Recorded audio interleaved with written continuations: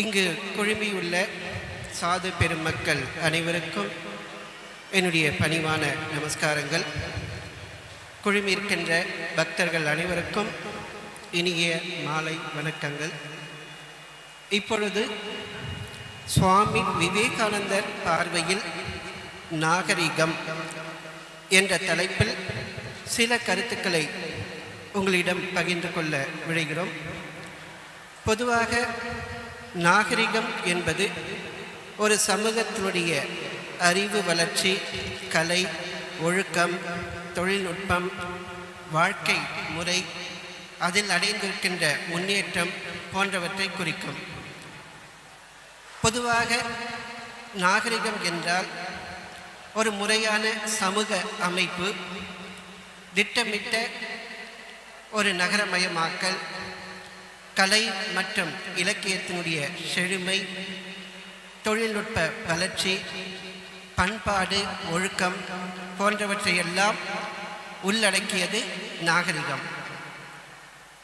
நம்முடைய பண்டைய தமிழர் நாகரிகம் எடுத்துக்கொண்டால், பழந்தமிழர்கள் இயற்கையை ஆராதிக்கின்ற, நேசிக்கின்ற, மாண்புமிக்க சமூகத்தினராக இருந்தார்கள். அதனால்தான் நிலத்தை 5 வகையாக பிரித்து அந்த நிலத்திற்கு ஒவ்வொரு தெய்வத்தையும் வழிபாட்டு முறைகளாக அமைத்து ஆராதனை செய்தார்கள். 5 நிலங்கள் பற்றி பொதுவாக அனைவருக்கும் தெரியும். குறிஞ்சி, முல்லை, மருதம், நெய்தல், பாலை போன்றவை. அத்தோடு பஞ்சபூதங்களையும் இறைவனுடைய அம்சமாக கருதி வழிபடுவது நம்முடைய வழக்கம். பஞ்சபூத ஸ்தலங்கள் நம் அனைவருக்குமே தெரிந்தது.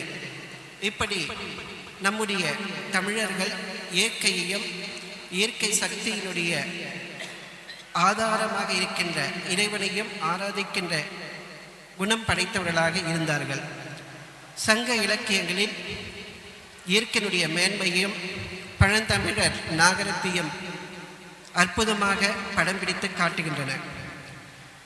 வேதகால நாகரிகம் என்று பார்க்கும்போது, இந்த வேதகால நாகரிகம் எந்த வருடம் என்பது குறிப்பிட்டு சொல்ல முடியாது. ஆயினும் பொது ஆண்டுக்கு முன்பு 1500 ஆண்டுகளுக்கு முன்பாகவே வேதகால நாகரிகம் இருந்தது என்று அறிவியல் அறிஞர்கள் கூறுகிறார்கள். வேத காலம் என்று பார்க்கும்போது 4 வேதங்கள், ரிக் வேதம், சாமம், அதர்வனம், இவையெல்லாம் நம்முடைய முன்னோர்களுடைய கொடை. அந்த காலத்தில் அரசியல் மற்றும் நிர்வாகம் மிகவும் செழுமையோடு இருந்தது. சமூகம் குலம் என்று வகைப்படுத்தப்பட்டது. பல குடும்பங்கள் இணைந்து கிராமங்கள் ஆயின. பல கிராமங்கள் இணைந்து விஷ் என்று அழைக்கப்பட்ட ஒரு நகரமாக மாறியது. இந்த நகரமாக இருந்த அந்த பகுதிக்கு தலைவராக இருந்தவரை ராஜன் என்று அழைக்கப்பட்டார்கள். அந்த ராஜனுடைய சபைகள் சமிதி மற்றும் சபா என்று 2 வகையாக இருந்தது. அரசருடைய அதிகாரம் சபை முறையில் நடைமுறைப்படுத்தப்படும். சமிதி என்பது மக்கள் அனைவரும் ஒன்றிணைந்து தங்களுடைய தீர்மானங்களை மொழிகின்ற அமைப்பாக இது இருந்தது. இந்த சபா கூட்டங்களில் பெண்களும் முக்கிய பங்காற்றினார்கள் என்பது பற்றிய குறிப்புகள் இருக்கின்றன. அந்த கால சமூக அமைப்பு பார்க்கும்போது பெண்களுக்கு ஒரு சிறந்த இடம் கொடுக்கப்பட்டது. அதில் சிறந்தவர்களாக கார்கி, மைத்ரேயி, லோபமுத்ரா, கோஷா போன்றவர்கள் இருந்தார்கள். பொதுவாக வர்ண முறை அந்த காலத்தில் பின்பற்றப்பட்டது. இது குணத்தின் அடிப்படையில் பிராமணர், சத்திரியர், வைசியர், சூத்திரர் என்று அந்த கால வர்ண முறை தொடங்கப்பட்டது. இப்படி ஒரு கட்டமைக்கப்பட்ட சமூகமாக வேதகால நாகரிகம் இருந்தது. வேதகால நாகரிகத்தில் கால்நடை முக்கிய பங்காற்றியது. அடுத்ததாக வணிகர்கள், இவர்களை பணி என்று அழைக்கப்பட்டார்கள். பிற்பட்ட வேத காலத்தில் இரும்பு போன்ற உலோகங்கள் கண்டுபிடிக்கப்பட்டன. பல பயிர்கள் நெல், கோதுமை, பார்லி போன்றவை பயிரிடப்பட்டன. அத்தோடு நாணயம், நிஷ்கா, ஸ்வர்ணா, சதமானா போன்றவை வணிகத்திற்கும் பயன்படுத்தப்பட்டன. வேதகால சமயம் என்று பார்த்தால் முதலில் இந்திரன், அக்னி, வருணன் போன்ற தேவர்களை ஆராதிக்கின்ற பல பகுதிகள் இருப்பதை நாம் வேதங்களில் பார்க்கலாம். அதே வேதத்தில் மும்மூர்த்திகளுடைய ஆராதனையும் இருப்பதை பார்க்கலாம். அத்தோடு யாகங்கள் போன்றவையும் முக்கியத்துவம் பெற்றன. இந்த வேத காலம் நாகரிகம் என்று பார்க்கும்போது வெறும் சடங்குகள் மட்டுமல்லாமல் நம்முடைய தத்துவம், இலக்கியம், அந்த நகரமயமாக்கப்பட்ட ஒரு கட்டமைப்பினுடைய ஒரு தொடக்கமாக இருப்பதை பார்க்கலாம். இதை தவிர்த்து, அதாவது நம்முடைய பாரதிய கலாச்சாரத்தை தவிர்த்து மேற்கத்திய கலாச்சாரத்தை பார்க்கும்போது அதனுடைய வரலாற்று அடித்தளமாக பண்டைய கிரேக்கம், அதனுடைய ஜனநாயகம் தத்துவம் போன்றவை சாக்ரட்டிஸ், பிளாட்டோ, அரிஸ்டாட்டில் போன்றவர்களுடைய தத்துவத்தின் அடிப்படையில் இருப்பதை காணலாம். அத்துடன் பண்டைய ரோம் சட்டம், நிர்வாகம், பொறியியல், அரசியல் கட்டமைப்புகளை வழங்கியது. இந்த நாகரிகத்திற்கு கிறிஸ்துவ சமயம் முக்கிய பங்காற்றியது. அடுத்ததாக 14வது நூற்றாண்டு, அதாவது 14 முதல் 16வது நூற்றாண்டு இடையில் கலை மற்றும் இலக்கியத்தில் பெரிய ஒரு மறுமலர்ச்சி ஏற்பட்டது. அதைத் தொடர்ந்து சுதந்திரம், அடுத்து அறிவியல் சிந்தனைகள் பெரிய மறுமலர்ச்சி அடைந்தன. 18ஆம் நூற்றாண்டில் தொழில் புரட்சி, உற்பத்தி போன்றவை பெரிய பங்காற்றின. இந்த அரசியல், அதாவது அந்த மேற்கத்திய நாகரிகம் மக்கள் பிரதிகள் மூலம் ஆட்சி செய்கின்ற முறையானது வகைப்படுத்தப்பட்டது. சமூக நீதியில், அதாவது சட்டத்தின் முன்பு அனைவரும் சமம் என்ற கொள்கை பின்பற்றப்பட்டது. இந்த மேற்கத்திய கலாச்சாரத்தில் அறிவியல் பிரம்மாண்டமான வளர்ச்சி பெற்றது. இயற்பியல் மற்றும் கணிதத்தில் நியூட்டன், ஐன்ஸ்டீன் போன்றவருடைய கண்டுபிடிப்பு மேலை நாட்டு அந்த நாகரிகத்தினுடைய ஒரு மைல் கற்களாக திகழ்கின்றன. அத்துடன் மருத்துவத்திற்கு இந்த மேலை நாட்டு கலாச்சாரம் மிகப்பெரிய ஒரு புரட்சியை ஏற்படுத்தியது. அத்துடன் கலை, இலக்கியம் போன்றவை அனைத்துமே உச்சநிலையை அடைந்தன. இப்படி இருக்கும்போது மேலை நாட்டு கலாச்சாரத்தினுடைய பின்னடைவாக பொருளாதார ஏற்றத்தாழ்வுகள், அடுத்து சுரண்டல்கள், அடுத்ததாக சுயநலம், இது போன்ற பல்வேறு பிரச்சனைகளால் இந்த உலகத்தில் பெரிய ஒரு சவால்களை எதிர்கொண்டு வருகிறோம். இதுவரை நாம் பொதுவாக பண்டைய நாகரிகம், பழந்தமிழர் நாகரிகம், வேத காலம், மேற்கத்திய கலாச்சாரத்தினுடைய நாகரிகத்தை ஒரு சுருக்கமாக பார்த்தோம். இப்பொழுது சுவாமி விவேகானந்தருடைய பார்வையில் நாகரிகம் என்ன என்பதை சற்று சிந்திப்போம். சுவாமிஜி சொல்கிறார், அதாவது இந்த உலகம் பரந்தது. இந்த ஒவ்வொரு நாடுமே ஒரு குறிப்பிட்ட கலாச்சார சூழலில் உருவாக்கப்பட்டவை. பல நூற்றாண்டுகளாக ஒவ்வொரு நாடும் தனக்கென்று ஒரு பாதையில், ஒரு போக்கிலேயே வளர்ச்சி அடைந்து வந்திருக்கிறது. ஆனால் இப்படி தனிப்பட்ட வளர்ச்சி அடைந்த அந்த காலகட்டம் முடிவுக்கு வந்துவிட்டது. உலக நாடுகள் அனைத்துமே ஒன்று கலக்கக்கூடிய ஒரு உன்னதமான வேலை இப்பொழுது வந்துவிட்டது. கடந்த காலத்தில் தேசபக்தி என்ற பெயரில் ஒரு நாடு மற்றொரு நாட்டை சுரண்டியது. எல்லோரையும் கொள்ளையடித்து, எல்லோரையும் வளங்களையும் சுரண்டி என்னுடைய நாட்டிற்கு கொடு என்ற மனநிலை அப்போது தேசபக்தியாக கருதப்பட்டது. இத்தகைய உதவாத சுயநலம் கொண்ட தேசபக்தி இனி உலகத்திலிருந்து மறைய வேண்டிய காலம் வந்துவிட்டது. இனி வரும் காலங்களில் எந்த நாட்டிலும் ஒரு பக்க வளர்ச்சி என்பது மட்டும் இருக்காது. ஒவ்வொரு நாடும் பிற நாடுகளை உற்று நோக்கி தான் செய்துள்ள நல்லதை மட்டுமல்லாமல் பிற நாடுகள் செய்துள்ள நல்லதை காணும் பக்குவத்தை அடையும். ஆனால் இந்த நிலையை அடைவதற்கு நாம் மாபெரும் பணியை செய்தாக வேண்டும். உலக நாடுகளை ஒன்று சேர்க்கின்ற ஒரு மகத்தான பணியில் நாம் கைகோர்ப்போம். இந்த ஒரு முயற்சியிலிருந்து பழைய குறைகள் நீங்கி புதியதொரு உலகம், புதியதொரு நாடு உதயமாகும் என்று சுவாமிஜி கூறுகிறார். சுவாமிஜி நாகரிகத்தை பற்றி மிகவும் ஆழ்ந்து சிந்தித்துள்ளார். அவருடைய சிந்தனையிலிருந்து பல பரிணாமங்களை நாகரிகத்தை பற்றி நாம் பார்க்கலாம். அதாவது சுவாமிஜி சொல்கிறார், நாகரிகம் என்பது 3 நாகரிகத்துடைய பரிமாணம் கொண்டது. முதலாவது ரோமானிய இனம். இவர்கள் நிர்வாக திறமைக்கு எடுத்துக்காட்டாக இருந்தார்கள். ஒரு பேரரசை எப்படி நிர்வாகம் செய்வது, மன உறுதியோடு ஒரு காரியத்தை எப்படி செய்து முடிப்பது, இதற்கெல்லாம் ரோமானியர்களே முன்னோடிகள். இந்த ரோமானிய இனத்தினுடைய கலப்பாக இன்றைய ஆங்கிலோ சாக்சன், அதாவது ஆங்கிலேயர்கள், அமெரிக்கர்கள், இவர்கள் அந்த வழியில் வந்தவர்கள். இவர்களிடத்தில் ஒரு பெரிய குறை, அதாவது இவர்களிடம் மென்மையான உணர்ச்சிகள் இல்லை. அழகை ஆராதிக்கின்ற உள்ளம் இவர்களிடம் மிக குறைவாகவே இருக்கிறது. பல நேரங்களில் கொடூரத்தனமே இவருடைய பலவீனமாக இருந்தது. இதயத்தை விட அறிவும் வாளுமே இவர்களுடைய வாழ்க்கையை, அதாவது இவருடைய நாட்டை வடிவமைத்தன என்று கூறுகிறார். அடுத்ததாக கிரேக்க இனத்தை பற்றி சுவாமிஜி சொல்லும்போது, இவர்கள் ரோமானியர்களுக்கு நேர்மாறானவர்கள். இவர்கள் அடிப்படையில் அழகை ஆராதிக்கிறார்கள். கலை, இலக்கியம், சிற்பம் எல்லாவற்றிலும் அழகு உணர்ச்சியை வெளிப்படுத்தினார்கள். ஆனால் இவர்களிடத்தில் ஒரு குறை, அது என்னவென்றால் மன உறுதி இவர்களிடம் இல்லை. அழகினுடைய மோகம் இவர்களை சிற்றின்பத்தில் ஆழ்த்தியது. இதனால் ஒழுக்கக்கேட்டை அடைந்து தங்களுடைய சமூகத்திற்கு பெரிய சீர்குலைவை இவர்கள் உண்டாக்கிவிட்டார்கள். மூன்றாவதாக இருப்பது நம்முடைய ஹிந்து இனம். நம்முடைய ஹிந்து இனம் இயல்பாகவே தத்துவத்தையும் மதத்தையும் ஆன்மீகத்தையும் ஆராதிப்பது. ஹிந்துவனுடைய மனம் எப்போதும் அகம் சார்ந்து இருந்தது. ஆனால் இவர்களிடத்தில் இருந்த பெரிய குறை நிர்வாக திறன் இன்மை, செயல்பாடு திறன் குறைவு.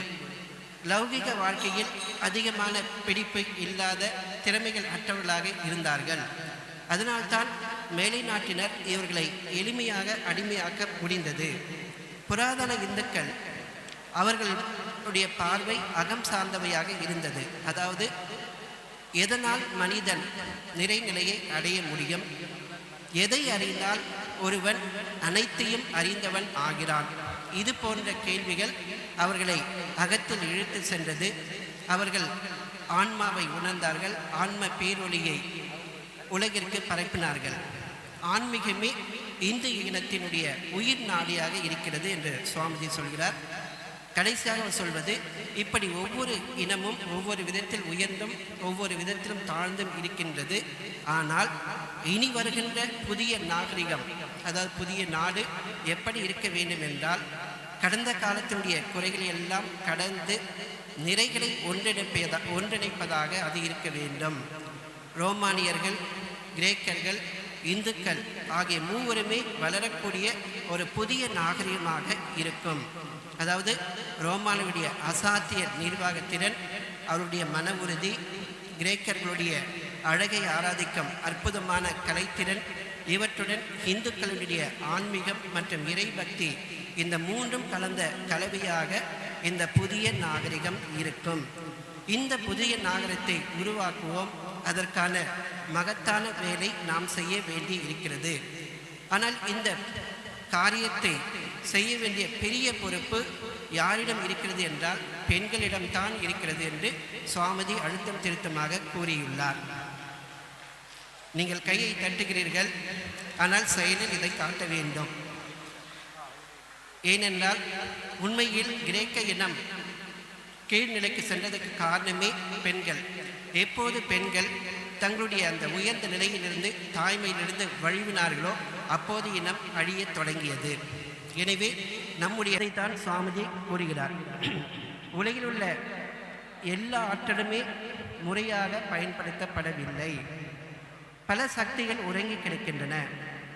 ஒரு கை வேலை செய்யும் போது மற்ற கை அமைதியாக இருக்கிறது. ஆனால் பெண்கள் சமுதாயத்தில் விழிப்படைந்து அந்த சக்தி முழுமையாக வேலை செய்யும் போது உடம்பில் உள்ள எல்லா அங்கங்களும் விழித்தெழும். எனவே பெண்களிடம் இந்த முக்கிய பொறுப்பு இருக்கிறது என்று சுவாமிஜி கூறுகிறார். அடுத்ததாக சுவாமிஜி அந்த ஐரோப்பிய நாகரிகத்தினுடைய பலவீனத்தை பற்றி மிகவுமே சாடியிருக்கிறார். இந்த ஐரோப்பிய நாகரிகம் அதில் பல ஓட்டைகள் இருக்கின்றன. இந்த ஐரோப்பிய நாகரிகனுடைய உலகாயுதம் என்ற ஒரு மணல் அஸ்திவாரத்தில் அந்த நாகரிகம் கட்டப்பட்டிருக்கிறது. ஆன்மீக அடிப்படை இல்லாமல் பௌதிக ஆற்றலையும் வாளையும் துப்பாக்கியும் நம்பியிருக்கும் ஐரோப்பிய நாகரிகம் அடுத்த 50 ஆண்டுகளுக்குள் தூள் தூளாக சிதறிவிடும் அபாயம் இருக்கின்றது என்று சுவாமிஜி அப்பொழுதே கூறினார். அதனுடைய 2 வெளிப்பாடாக 2 உலகப் போர்கள் நடைபெற்றதை நாம் பார்த்தோம். வன்முறையால் கட்டப்பட்ட அரசுகள் நிலைக்காது. இந்த ஐரோப்பாவை எது காக்க முடியும் என்று தெரியுமா என்று கேட்டுவிட்டு அதற்கு பதில் சொல்கிறார், உபநிடதம் கூறுகின்ற ஆன்மீகம் மட்டுமே. இந்த ஆன்மீகம் மட்டுமே ஐரோப்பாவை காக்க முடியும். இதே இந்தியாவை எடுத்துக்கொண்டால் இந்தியாவில் இப்போது 2 தடைகள் இருக்கின்றன. ஒன்று பழங்கால வைதிக பிடிவாதம், மற்றொன்று தற்கால ஐரோப்பிய நாகரிக மோகம். இவை 2மே ஆபத்து. ஆனால் இந்த 2இல் என்னை ஏதாவது ஒன்றை தேர்ந்தெடுக்க வேண்டும் என்று சொன்னால் நான் பழங்கால வைதிகத்தையே தேர்ந்தெடுப்பேன். ஏனென்றால் அவன் ஒரு மனிதன், அவன் சொந்த காலில் நிற்கின்றான், அவனுக்கு ஒரு முதுகெலும்பு இருக்கிறது. ஆனால் ஐரோப்பா அந்த மோகம், வேலை நாட்டு மோகம் கொண்டவன் முதுகெலும்பு இல்லாதவன். அவன் பல்வேறு இடங்களில் திருடப்பட்ட ஒன்றுக்கொண்டு பொருந்தாத கருத்துகளின் குப்பையாக இருக்கிறான். அவனால் சொந்த காலில் நிற்க முடியாது. எனவே நாம் மேலை நாட்டவரிடம் எல்லாவற்றையும் கற்றுக்கொள்ள வேண்டும் என்பது அல்ல, ஆனால் சிலவற்றை நாம் கற்றுக்கொள்ள வேண்டும். அத்தோடு நாம் ஒருபோதும் ஐரோப்பியராக மாற முடியாது. எனவே அந்த ஐரோப்பாவில் இருக்கின்ற அனைத்தையும் நாம் காப்பி அடிப்பது ஒரு பயனற்ற செயல் என்று சுவாமிஜி கூறிவிட்டு, ஒரு மனிதனுடைய லட்சியம், மனித வாழ்க்கையினுடைய லட்சியம் என்ன என்பதை பற்றி குறிப்பிடுகிறார். மனித வாழ்க்கையினுடைய லட்சியம் இன்ப நுகர்ச்சியா அல்லது ஞானமா? கட்டாயமாக இன்ப நுகர்ச்சி அல்ல. சுகத்தையோ துக்கத்தையோ அனுபவிப்பதற்காக பிறந்தவன் அல்ல மனிதன். ஞானம்தான் லட்சியம். நாம் பெற முடிந்த ஒரே இன்பம் இந்த ஞானம்தான். புலன் இன்பங்கள் அனைத்தும் மிருகத்திற்கு சொந்தமானவை. எப்போது மனிதன் ஞானத்தில் இன்பம் காணத் தொடங்குகிறானோ அப்போது புலன் இன்பங்கள் அவனிடம் இருந்து விலகி விடுகின்றன. மனிதன் எந்த அளவுக்கு மிருகமாக இருக்கிறானோ அந்த அளவுக்கு அவன் புலன்களுக்கு அடிமையாக இருக்கிறான் என்று சுவாமிஜி குறிப்பிடுகிறார். எனவே நாம் உண்மையில் ஒரு அடிமைகளாக இருக்கிறோம்.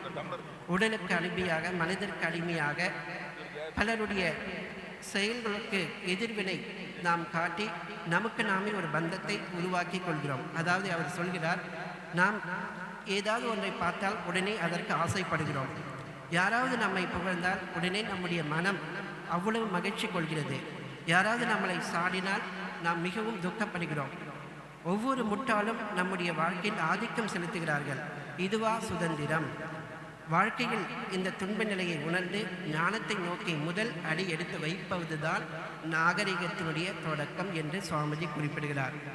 எனவே இந்த நாகரிகம் என்பது மனிதன் இந்த மிருக நிலையிலிருந்து உயர்ந்து மனித நிலைக்கும், மனித நிலையிலிருந்து தெய்வீக நிலைக்கு உயர்கின்ற அந்த கருத்து தான் நாகரிகம் என்று சுவாமிஜி குறிப்பிடுகிறார். அடுத்ததாக எதிர்காலத்தில் இந்த நாகரிகம் எப்படி இருக்க வேண்டும் என்பதை சுவாமிஜி சொன்னதை பற்றி நாம் சொன்னோம். மேலை நாட்டினருக்கு புலன் உலகம் எவ்வளவு உண்மையோ அவ்வளவு உண்மை இந்த கிழக்கத்திய நாட்டினருக்கு ஆன்மீகம். இந்த பௌதிக ஆற்றலையும் ஆன்மீகத்தையும் ஒன்றாக இணைக்க வேண்டியது நம்முடைய பொறுப்பு. இந்த 2 லட்சியங்களுமே சிறப்பு மிக்கவை. ஆனால் இன்றைய தேவை மேலை நாட்டினுடைய அந்த லௌகிக திறன் இந்தியாவுடைய ஆன்மீக ஆழத்தை இணைப்பது. இதை செய்வதற்காகத்தான் பகவான் ஸ்ரீராமகிருஷ்ணர் அவதரித்துள்ளார் என்று சுவாமிஜி குறிப்பிட்டிருக்கிறார். எனவே தாழ்ந்த நிலையில் இருக்கின்ற மனிதனை மிருக நிலையிலிருந்து, மிருக இச்சையிலிருந்து விடுவித்து, நான் உடல் அல்ல, அறிவுமயமான ஞானமயமான ஆன்மா, எனக்கு பிறப்போ இறப்போ இல்லை, நானே அவன் என்ற அத்வைத நிலைக்கு உயர்த்துவதுதான் உண்மையான நாகரிகத்தின் லட்சியம். ஏழைகள், எளியவர்கள், நோயாளிகள் அனைவருக்கும் இந்த தெய்வீக நம்பிக்கையை ஊட்டுங்கள். உடலை கடந்த நிலையில் இருப்பதற்கு முயற்சி செய்யுங்கள். இறைவனை, அதாவது இறைத்தன்மை அல்லாத அனைத்தையும் புறக்கணித்துவிட்டு கடவுளாக இறைவனாக இருக்கும் ஒவ்வொன்றையும் ஏற்றுக்கொள்ளுங்கள். அதுதான் உண்மையான நாகரிகம் என்று சுவாமிஜி குறிப்பிடுகிறார். மற்றொரு சந்தர்ப்பத்தில் நாகரிகம் என்பது உள்ளே இருக்கின்ற கடவுளை உணர்வது. நேரம் கிடைக்கும் போதெல்லாம் இந்த கருத்துக்களையே சிந்தியுங்கள், முக்தியை நாடுங்கள், அவ்வளவுதான். கடவுள் அல்லாத ஒவ்வொன்றையும் புறக்கணித்து விடுங்கள், கடவுளாக இருக்கின்ற ஒவ்வொன்றையும் ஏற்றுக்கொள்ளுங்கள், இரவும் பகலும் மனத்தில் இதை பதிய செய்யுங்கள். அப்போது மாயினுடைய திரை, அந்த கடினம் குறைந்து கொண்டே போகும் என்று குறிப்பிடுகிறார். இப்பொழுது சுவாமிஜியுடைய அந்த நாகரிகத்தை பற்றி நாம் பார்த்தோம். இதை எப்படி நம்முடைய நடைமுறையில் நாம் கடைபிடிப்பது? முதலில் நமக்கு சிந்தனை மற்றும் செயல்பாட்டில் ஒருங்கிணைப்பு. சுவாமிஜி ஒரு இடத்தில் குறிப்பிடுகிறார், சொல், செயல், சிந்தனை மூன்றும் ஒன்றுபட்டு நிற்கின்ற ஒரு சிலர் இந்த உலகத்தையே ஆட்டி வைக்க முடியும். எனவே நாம் எதை சிந்திக்கிறோமோ அதை பேச வேண்டும், எதை பேசுகிறோமோ அதை நாம் பயிற்சி செய்ய வேண்டும்.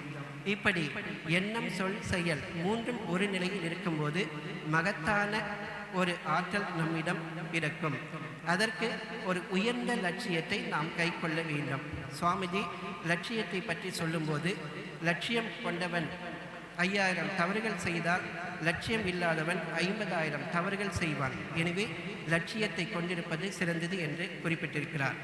அடுத்ததாக நமக்கு இன்பம் என்று சொன்னால் மனத்தாலும் கண்களால் செவிகளால் இது போன்ற இன்பங்களை நாம் அனுபவிக்கிறோம். இதை தாண்டி நாம் உள்ளுக்குள் மூழ்கி இறைநிலையில் இருக்கின்ற அந்த ஆனந்தத்தை உணர்வதற்கு பயிற்சி செய்ய வேண்டும். அதற்காகத்தான் நம்முடைய மடங்களில் மந்திர தீட்சை என்பது குருமார்களால் கொடுக்கப்பட்டு வருகிறது. அந்த ஆன்ம சாதனைகள் மூலம் நாம் அகத்தில் பயணித்து நம்முள் இருக்கின்ற இறைவனை கண்டுகொள்கின்ற அந்த பயிற்சியை நாம் மேற்கொள்ளும் போது நாம் மெதுவாக உடல்நிலை, அதாவது புலன்களை சார்ந்து வாழ்கின்ற அந்த நிலையை கடந்து நாம் செல்ல முடியும். அடுத்ததாக மூன்றாவதாக ஆளுமை பரிமாற்றம். சுவாமிஜி சொன்னது போன்று கிழக்கு மற்றும் மேற்கத்திய உலகத்தினுடைய இணைப்பு. இதற்கு நிர்வாக திறமை. இந்த நிர்வாக திறன் நம்மிடத்தில் எந்த அளவுக்கு பற்றாக்குறை என்பது நமக்கே தெரியும். ஒரு சிறந்த ஒரு நிர்வாகத்திறன் ஒரு பெண்ணுடைய குடும்பத்திலிருந்து தொடங்குகிறது. பெண் ஒரு குடும்பத்தை நன்கு நிர்வாகம் செய்தால் ஆணும் அந்த நிர்வாகத்தில் பங்கு கொள்வான். எனவே ஒரு உயர்ந்த குறிக்கோளோடு ஒவ்வொருவரும் தினசரி செயல்களை வகுத்து ஒரு நேர அட்டவணையின்படி ஒரு லட்சிய இல்லறத்தோடு வாழ்ந்து வந்தால் நாம் அந்த கிழக்கையும் மேற்கையும் இணைக்க முடியும். இதற்கு அந்த தெளிவான திட்டமிடல், நேர மேலாண்மை, அடுத்ததாக கற்றுக்கொள்ளும் திறன், இவற்றையெல்லாம் வளர்த்து கொள்ள வேண்டும். அதே நேரத்தில் நம்முடைய குறிக்கோள் இறைவனை உணர்வது என்ற லட்சியத்தை நோக்கி நாம் பயணிக்க வேண்டும். சுவாமிஜி சொன்ன மற்றொரு வழி மனுஷ யஜ்ஞம், அதாவது ஜீவ சேவையை சிவசேவை. இப்போது சற்று முன்பு நாம் ஏழை எளியவர்களுக்கு தொண்டாற்றுகின்ற அந்த காட்சியை நாம் பார்த்தோம். நம்முடைய வாழ்க்கையில் நம்மாலான சிறு சிறு உதவிகள், தொண்டுகள் மற்றவர்களுக்கு செய்து வந்தால், அதில் உண்மையான ஆனந்தத்தை காண முடிந்தால் நம் மனம் செழுமை அடையும். எனவே கோடிக்கணக்கான ஏழைகளையும் தாழ்ந்தவர்களையும் உங்களுடைய கடவுளாக கொள்ளுங்கள் என்று சுவாமிஜி குறிப்பிட்டிருக்கு ஏற்ப நம்மாலான தொண்டுகளை வாரத்திலோ மாதந்தோறுமோ எப்போது முடியுமோ அப்போதெல்லாம் நாம் செய்ய வேண்டும். அடுத்ததாக கல்வி. கல்வியே ஒருவருடைய வாழ்க்கையை உயர்த்துகின்ற ஒரு மகத்தான கருவி. எனவே நல்ல கல்வியை கற்கின்ற ஒரு சூழலை நாம் அனைவரும் வளர்த்து கொள்ள வேண்டும். குருதேவர் நான் வாழும் காலம் வரை கற்றுக்கொண்டே இருப்பேன் என்று கூறியிருக்கிறார். எனவே நல்ல விஷயங்களை தினந்தோறும் கற்றுக்கொண்டு அதை நாம் கிரகித்து வாழ்ந்தால் நிச்சயமாக சுவாமிஜி கூறிய அந்த லட்சியத்தை அடைய முடியும். அடுத்ததாக சுவாமிஜி அந்த உயர்ந்த நாகரிகத்தை பற்றி சொல்லும்போது ஆரிய நாகரிகம் என்று குறிப்பிடுகிறார். இந்த ஆரிய நாகரிகம் என்பது சுயநலத்திற்காகவோ இந்த மிருக இச்சைக்காகவோ வாழாமல் ஒரு தர்மத்தின் அடிப்படையில், ஆன்மீகத்தின் அடிப்படையில் வாழ்க்கையை அமைத்து கொள்ள வேண்டும். இதற்கு நடைமுறை வேதாந்தத்தில் அனைவருமே இறைவனுடைய சொரூபம் என்கின்ற ஒரு பயிற்சியை நாம் மேற்கொண்டால் நிச்சயமாக நாம் இந்த ஒழுக்கத்தை பின்பற்ற முடியும். அடுத்ததாக ஒரு 3 திட்டங்கள், அதாவது தினசரி ஒரு 3 நிலையில் நம்முடைய வளர்ச்சி. சுவாமிஜியினுடைய அந்த நாகரிகத்திற்கு அந்த லட்சியத்தை அடைவதற்கு 3 விதமான வளர்ச்சி. ஒன்று அக வளர்ச்சி, மற்றது புற வளர்ச்சி, மூன்றாவது சமூக பங்களிப்பு. தினந்தோறும் காலையில் நீங்கள் அனைவரும் தீட்சை பெற்றிருந்தால் அந்த உபாசனையை ஒரு அரை மணி நேரம் செய்திருந்தால் நீங்கள் இன்னும் அரை மணி நேரம் அதிகமாக 1 மணி நேரமாக செய்ய முயற்சித்தல்.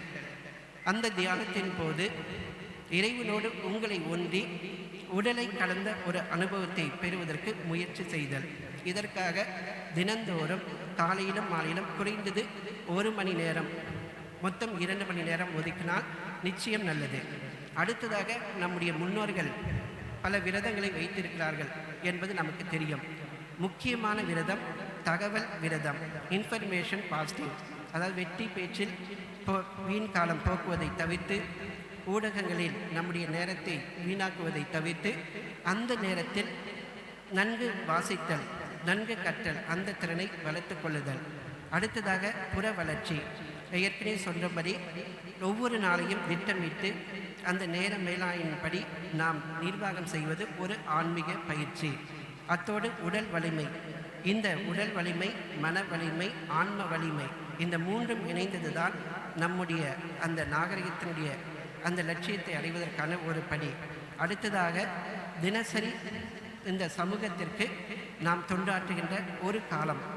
வாரந்தோறும் நாம் ஏற்கனவே சொல்கிறபடி ஒரு திட்டம், ஒரு குழுவாகவோ தனிப்பட்ட முறையிலோ இந்த தேசிய சேவையை மேற்கொள்வது. ஒவ்வொரு நாளும் தினந்தோறும் ஒரு உறுதிமொழியை ஏற்றுக்கொள்வது. சுவாமிஜி சொன்னபடி ஒரு சில வாசகங்களை உங்களுக்குள்ளே சொல்வது. இந்த ஒரு வாசகத்தை இப்போது நாம் சொல்கிறோம், அதை நீங்கள் திருப்பி சொல்லுங்கள். அத்தோடு இந்த ஒரு உரையை நாம் முடித்துக் கொள்கிறோம். அனைவரும் நிமிர்ந்து உட்காருங்கள். சுவாமிஜியுடைய வாசகத்தை புத்துணர்வோடு சொல்லுங்கள். நான் மனிதன் அல்ல, நான் தேவதூதனும் அல்ல, எனக்கு பால் வேற்றுமையோ எதுவும் இல்லை, ஞானமே நான், அந்த இறைவனே நான். எனக்கு கோபமோ பகையோ இல்லை, எனக்கு இன்பமோ துன்பமோ இல்லை, எனக்கு பிறப்போ மரணமோ ஒருபோதும் இல்லை. பூரண ஞானமே நான், பூரண பேரின்பமே நான். ஏனெனில் நான் ஆன்மா, நானே அவன், நானே அவன். திரும்ப திரும்ப சுவாமிஜியுடைய இது போன்ற பொன்மொழிகளை உங்களுக்குள் சொல்லிக் கொள்ளுங்கள். சுவாமிஜியுடைய அந்த ஆற்றல் நம் ஒவ்வொருவருக்கும் வந்து சேரும். அவருடைய ஆற்றல் மூலமாக சுவாமிஜி கண்ட அந்த புதிய நாகரிகத்தை நாம் காணுகின்ற காலம் வெகு தொலைவில் இல்லை என்று கூறி வாய்ப்புக்கு நன்றி கூறி அமைகிறோம். நன்றி. ஜெய் ராமகிருஷ்ணா. நன்றி மகாராஜ். சுவாமி விவேகானந்தருடைய பார்வையில் நாகரீகம் என்பது குறித்து, நமக்குள் உள்ள தெய்வீகத்தன்மை குறித்து சுவாமிஜி அவர்கள் உரையாற்றினார்கள். அவரை கௌரவப்படுத்துவதற்காக, மரியாதை செலுத்துவதற்காக மல்லியங்கர்ணை ராமகிருஷ்ண மிஷன் செயலர் ஸ்ரீமத் சுவாமி சர்வசகானந்தஜி மகாராஜ் அவர்களை மேடைக்கு அன்போடு அழைக்கிறோம். அதனைத் தொடர்ந்து திருமுக்கூடல் ராமகிருஷ்ண மிஷன் செயலர் ஸ்ரீமத் சுவாமி நிர்மலேஷானந்தஜி மகாராஜ் அவர்கள் சுவாமி விவேகானந்தர் குறித்து அரை மணி நேரம் சொற்பொழிவாற்றுவார்கள். ஸ்ரீராமகிருஷ்ணர் சாரதா தேவியார் சுவாமி விவேகானந்த பக்தர்கள் மாநாட்டிற்கு வந்திருக்கின்ற அனைத்து துறை சார்ந்தோர்களுக்கும் என்னுடைய பணிவான நமஸ்காரங்கள். மற்றும் இதில் கலந்து கொண்டிருக்கின்ற பக்தர்களுக்கும் ஸ்ரீராமகிருஷ்ணரனுடைய திருமூவரனுடைய பக்தர்களுக்கும் என்னுடைய மாலை வணக்கம். நான் நேற்றிலிருந்து பார்த்துட்ருக்கேன், எல்லாருக்குமே வந்து பேசிகிட்டு இருக்கும்போது இடையில ஒரு சீட்டு கொடுத்து விட்டுறாங்க. ஆனால் நான் ஏதோ கொடுத்து வச்சவன் ரொம்ப ஸ்வீட்டாக என்கிட்ட வந்து மகாராஜ் ஒரு 20 நிமிஷம் மட்டும் நீங்கள் பேசினா போகிறோம்னு முதல்லையே சொல்லிட்டார். அவர் சீட்டுக்கு முன்னாடியே எனக்கு ஒரு ஸ்வீட்டாக வந்து சொல்லிட்டு போயிட்டார் பிரபாகரன்னா. காலத்தின் தேவை, காலத்தின் நேரம் கருதி நாம் அதுக்கு தகுந்த மாதிரி சுவாமி விவேகானந்தருடைய கருத்துக்களை உங்களிடம் நான் பகிர்ந்து கொள்ள விரும்புகிறேன்.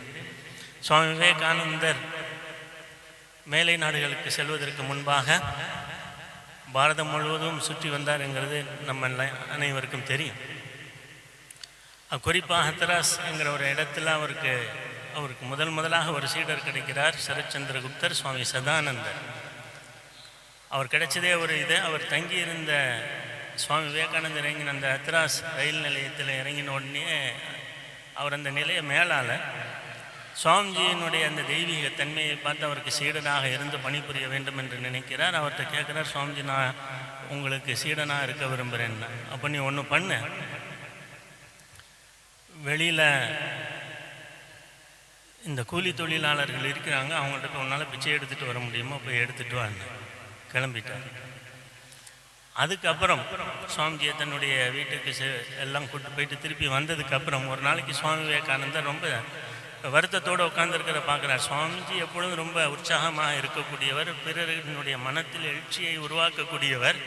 அப்படிப்பட்ட சுவாமிஜி இந்த வருத்தத்துடன் இருப்பதற்கு காரணம் என்ன அப்படின்னு சொல்லி அவர்கிட்ட கேட்டு தெரிந்து கொள்ள ஆர்வப்படுகிறார். அவர்கிட்ட போய் கேட்குறார், சுவாமிஜி ரொம்ப வருத்தத்தோடு இருக்கீங்க போல இருக்கு, என்ன காரணம் இதற்கு? காரணத்தை கேட்கும்போது சுவாமிஜி ரொம்ப நிதானமாக ரொம்ப ஆழ்ந்த சிந்தனையிலிருந்து அவர்கிட்ட சொல்கிறார், என் மகனே, என் முன் மிகப்பெரிய ஒரு பணி இருக்கிறது. அது சாதாரண பணி இல்லை, மிகப்பெரிய ஒரு பணி என் முன் இருக்கிறது. மிக மகத்தான ஒரு பணி என் முன் காத்து கொண்டு இருக்கிறது. ஆன்மீகத்திலும் செல்வச் செழிப்பிலும் உலகத்தின் உச்சத்தில் இருந்த இந்த இந்திய தேசம் இன்று ஆன்மீகத்தினுடைய அடிமட்டத்திற்கு சென்று விட்டது. செல்வச் செழிப்பில் எங்கு பார்த்தாலும் வறட்சியும் பஞ்சமும் தலைவிரித்து ஆடுகிறது. இந்த மக்களை, இந்த இந்திய தேசத்தை மீண்டும் புனரமைக்க வேண்டும், உலக அளவில் இந்த இந்திய தேசத்தை நாம் உன்னதப்படுத்த வேண்டும் என்கின்ற அந்த சிந்தனையை நினைக்கும் போதுதான் என்னுடைய மனம் தளர்வுறுகிறது. இதை நான் எப்படி செய்ய போகிறேன் என்று நான் நினைக்கும் பொழுது என்னுடைய மனத்தில் ஒரு தளர்ச்சி உண்டாகிறது. இதை என்னால் செய்ய முடியுமா என்ற ஒரு எண்ணம் என்னுடைய மனத்தில் தோன்றுகிறது. உடனே அந்த சீடரை கேட்குறார், சுவாமிஜி இதுக்கு நான் என்ன பண்ணுவேன்? சுவாமிஜி அவர் வேணும்ட்டு திருப்பின்னு சொல்கிறார், இதுக்கு என்ன பண்ணு நான் சொன்னால் உன்னால் செய்ய முடியுமா? முடியும். ஒரு கையில் கமண்டலத்தை எடுத்துக்கோ, இன்னொரு கையில் பிச்சை பாத்திரத்தை எடுத்துக்கோ, வீடு வீணாக போய் பிச்சை எடு, தயாராகிட்டார். இப்படிப்பட்டவர்களைத்தான் சுவாமி விவேகானந்தர் தனக்கு சீடர்களாக இருக்க வேண்டும் என்று சுவாமி விவேகானந்தர் வேண்டுகிறார். இப்படி ஒரு தாக்கம், ஏன் இந்தியாவை மீது புனருத்தாரணம் செய்ய வேண்டும், புனர் நிர்மாணம் செய்ய வேண்டும், இப்படி ஒரு தாக்கத்தை அவருக்கு யார் கொடுத்து? நம்ம எல்லாருமே சுவாமி விவேகானந்தருடைய வாழ்க்கையை படிச்சிருப்போம், குருதேவனுடைய வாழ்க்கையில் படிச்சிருப்போம். இதே விவேகானந்தர் நரேந்திரநாத்தாக இருக்கும் பொழுது குருதேவரனுடைய கடைசி காலம் காசிப்பூர் தோட்டத்தில், குருதேவரனுடைய கடைசி காலத்தில் அவருடைய ஆன்மீக சீடர்களை எல்லாருமே ஆன்மீகத்தின் உயர்ந்த நிலையில் இருந்தாங்க. ஆனால் சுவாமிஜி ஸ்ரீராமகிருஷ்ணரிடம் சென்று கேட்கிறார். ஒரு நாளைக்கு அவர்கிட்ட போய் கேட்கிறார், எனக்கு நிர்விகல்ப சமாதி நிலையை நீங்கள் தர வேண்டும். குருதேவர் சொல்லுகிறார், அவசரப்படாதே, என்னுடைய உடல்நிலை கொஞ்சம் சரியாகட்டும், அதுக்கப்புறம் எல்லாத்தையும் நான் உனக்கு தரேன் அப்படின்னு. இல்லை இல்லை, நீங்கள் போயிட்டீங்கன்னா அதுக்கப்புறம் இந்த அனுபவத்தை எனக்கு யார் கொடுப்பான்? ஸ்ரீராமகிருஷ்ணர் அவரை பார்க்குறாரா, அவர் பார்த்த பார்வை எப்படி இருந்துதான், இவன் என்ன இப்படி என்னை நினைத்து கொண்டிருக்கிறான், இந்த உடல் அழிந்து விட்டால் நான் அழிந்து விட்டேன் என்று நினைக்கிறானா, இந்த உடலை விட்டு நான் சென்றாலும் இந்த அனுபவங்கள் எல்லாம் இவனுக்கு கொடுக்க மாட்டேன் என்று நினைத்து விட்டானா, ஏன் இவனுடைய சிந்தனை இப்படி இருக்கிறது என்று நினைக்கிறேன். சரி, உனக்கு இப்போ என்னதான் வேணும்? எனக்கு அந்த உயர்ந்த ஆன்மீக அனுபவம் வேண்டும், அந்த நிலையிலிருந்து எப்போவாது ஒரு நாள் கீழே இறங்க வேண்டும், இந்த உடலை பாதுகாக்கிறதுக்காண்டி திருப்பியும் அதே நிலைக்கு நான் போகணும்.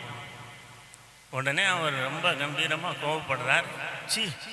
நீ என்ன இவ்வளவு கீழானவனாக இருக்கிறாயே, நீ மிகப்பெரிய ஒரு ஆலமரமாக இருந்து அதன் கீழ் எண்ணற்றவர்கள் இதில் அந்த நிழலில் இளைப்பாறுவார்கள் என்று நினைத்தேன். ஆனால் நீ என்றால் உன்னுடைய சொந்த முக்தியை மற்றும் பற்றி சிந்தித்து கொண்டிருக்கிறாயே,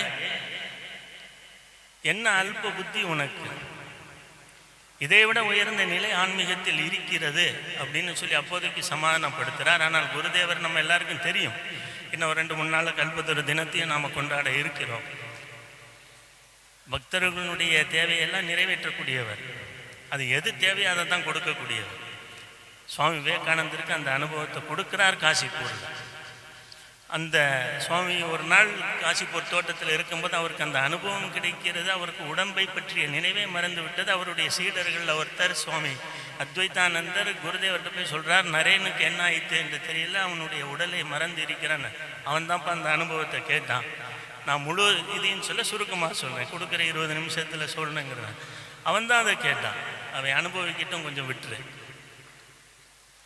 அப்புறம் திருப்பி மேலே வரார். மேலே வந்ததுக்கப்புறம் சுவாமிஜி போய் குருதேவரை பார்க்குறாரு. இதோ பார், உனக்கு என்ன தேவை அதெல்லாம் காளி தேவி கொடுத்து விட்டாள். இந்த பொக்கிஷம் இனி இந்த பெட்டியில் வைத்து பூட்டப்பட்டு இருக்கிறது. இந்த சாவி என்னிடம் இருக்கும். தேவி என்னுடைய செயலை எல்லாம் நீ செய்ய வேண்டும்.